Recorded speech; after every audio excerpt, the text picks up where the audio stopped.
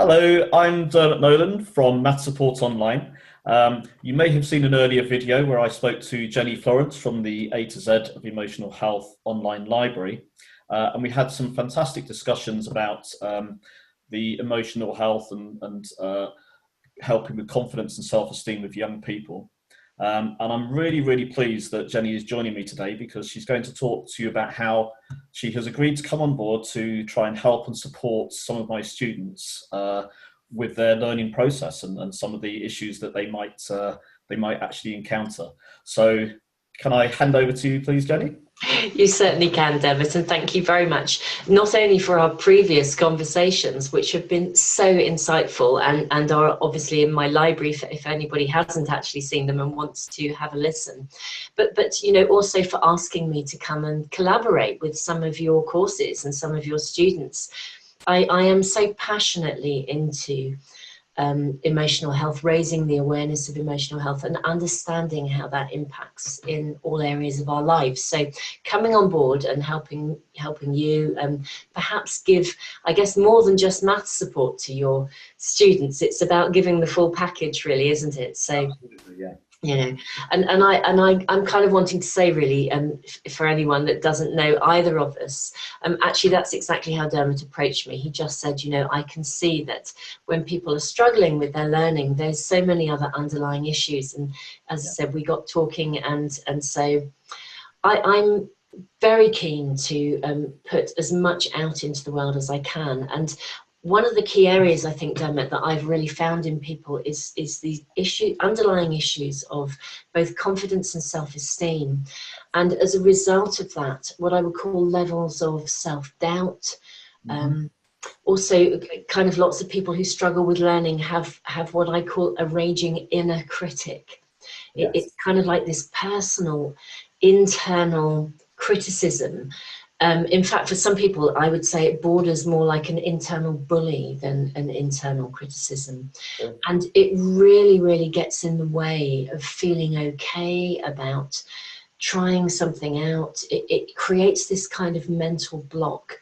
And as I said, it's very interconnected with emotions. It's not just a state of mind. It's very much about how we feel. So my plan, really, you know, on the basis of you being in touch with me, was to actually perhaps come on board, give some webinars alongside your learning process at maybe some quite key stages. You know, perhaps at the beginning, maybe somewhere midway on one of your courses. And, you know, to do live Q&As alongside those webinars so that we can really support your students in overcoming any kind of blocks they have to learning. And hopefully reframing something of their whole approach, not just to a learning environment, but sort of an external learning environment, but like an internal learning environment. So that whatever they approach from then on in their lives, I would like to think, will become something that can be stepped into with kind of curiosity and a desire to discover rather than a fear of failure. That would be absolutely wonderful, Jenny. That really would. It sounds great.